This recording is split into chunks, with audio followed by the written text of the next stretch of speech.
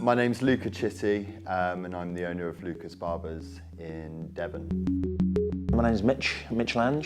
I work at a place called House of Hom, and that's in Paynton, down in Devon. With clients coming in, just come in with some idea of what you want. When a client sits down and says, oh, I don't know, you've waited like 2 to 4 weeks to get your hair cut, you must have some idea. I think don't take exactly what they say. I think look at them as an individual, look at the hair type, and sort of work out what's best for them, work together what's best for them. And how I do that, I've worked out a way of, rather than they tell me what they want or what they think they want from what they've had maybe since they was like 15, 16, I try and say, like, you know, what do you not like about your hair? I used open-ended questions. I think that's a really good way of sort of finding out what they like.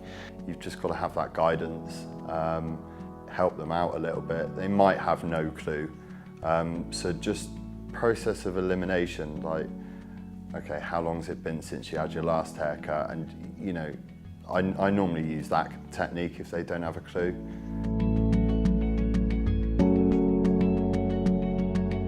Yeah, I think barbers should definitely, at the end of the day, we're providing a service. Like, you know, the client's not doing you a favour by coming in. The client wants to come in and they want to have a good service. So I think it's up to us as barbers to go back to the old school roots and provide a service. Like, if I'm going to Prezzo, I expect a good service. You know, I don't expect someone to literally not care about me.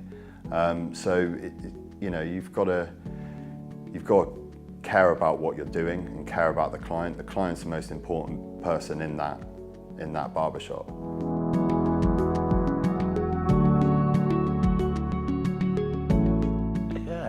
Yeah, definitely. I always have people come in and say, like, because I used to do it myself, you know, you find a picture and you think, oh, I like this, you know. But I think what I do is, I'll be straight with people. If it's doable, you know what I mean, I'll sort of achieve that. If I think it'll work a better way, execute slightly different, I'll discuss that with the client and just, you know what I mean, I always want to be, that's my main concern, is getting it right for the client, you know. I've heard people that hate it, and yeah, given, sometimes they come in with, you know, a photo of David Beckham, and this mate, he ain't looking anything like David Beckham, and his hair's just not going to work like that. But at least you get some idea of the direction they want to go in. So as a barber, you just need to look at that and just be honest. It's just like, right, it's not going to look like that, but I can guide you into what will suit you. Terminology, again, I think that's just a language barrier that barbers need to adapt and help the client by guiding them in the direction of what they're trying to say. You know, just explain. If anything, get photos out, show them what a 0 fade is, or, you know, a grade 2. Like, give them like a little bit of information on that, because someone could come in and say, yo, I want a skin fade, but they really want a grade 2. So you just need to double check and just take your time with the consultation. There's no rush, like, just slow it down a little bit. If you're going to use terminology as opposed to pictures, I think just try and make sure you're on the way, you know what you're talking about. If you say a taper, make sure you know what that is, you know. Or if you see a skin fade, the difference between what gets lost within clients is, like, for me, a skin fade's like to bald, you know, with foilers. Whereas someone, you know, like I've done, someone said a skin fade before, I say, sure, no skin fade, and I've executed a skin fade. Oh, that's short. But what they was referring to is maybe a 0 fade. So I think just know what they're talking about, or show a picture. And that's probably the best way of doing it, you know. And us as, you know, we should be on it. We should explain to them exactly what it is. Like, if new client, someone said a skin fade, I'd explain. Do you know what I mean? So I think it's down to the barbers as well to communicate with that, and then, yeah, hopefully you walk out looking good. After you've had a haircut, just ask them what grade it was. You know, like, oh, how much did you take off the top? Oh, I took off 1 inch. Then you know, like, next time, right, it's been 4 weeks again, I know I want 1 inch off and a grade 2 tapered in on the sides. It's, you know, just let the, if anything, if the client doesn't ask you, a lot of the time what I do is I just say to the client, right, just so you know for next time, mate, we did a skin fade there. You know, it's just, again, it's informing the client. If they have that information as well, it's just another personal touch. They're going to be a repeat customer.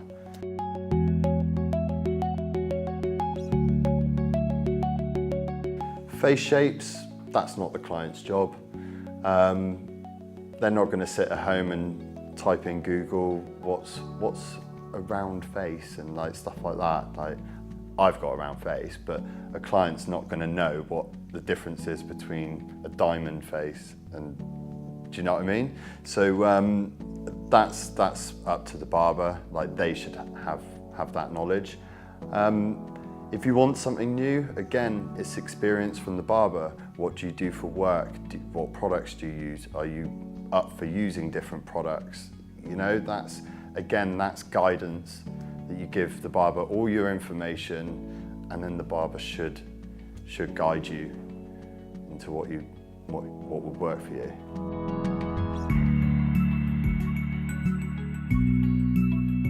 Yeah, just ask the sort of the process, I suppose. But being a barber, I mean, I've seen a lot of barbers not sort of speak about the styling stuff because they almost want to be like, you know, I'm the man, come back to me, you know, I mean, I'll style it like that. Because you hear them say, like, I can't, as soon as I go home, I can't style it, you know. But what I try and do, and I think that's the wrong look. I think you've got to educate your clients to be able to do that.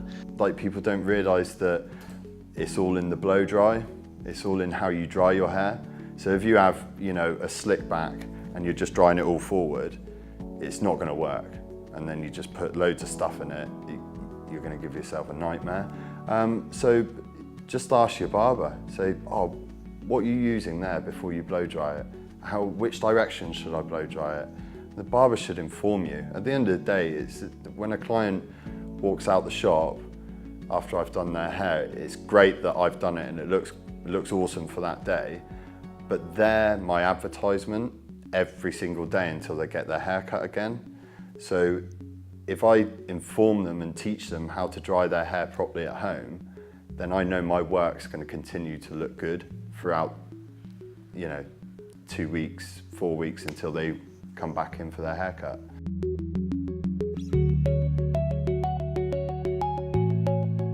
I'm pretty forceful.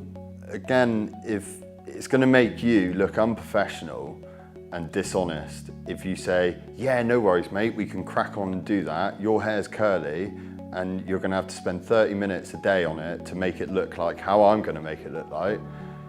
You're going to look like an idiot, and they're not going to trust you because they're the people that don't know what they're on about. So they're going to go, oh yeah, he did my hair really nicely, but look crap the next day. Do you know what I mean? So it's just going to make you look unprofessional.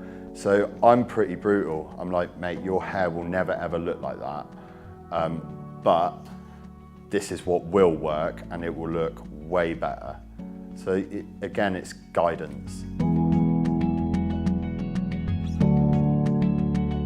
See, my friend of mine, a great example, he's a nightmare. He's always describing a cut that's not what he's asking for.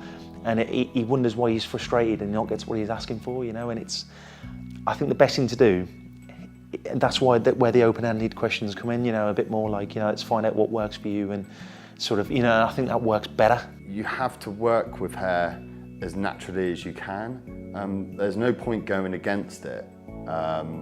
You know, if someone's got hair that just wants to grow forward at the sides and you start drying it backwards and stuff like that, it's going to stick out. So just create a style that comes with the movement.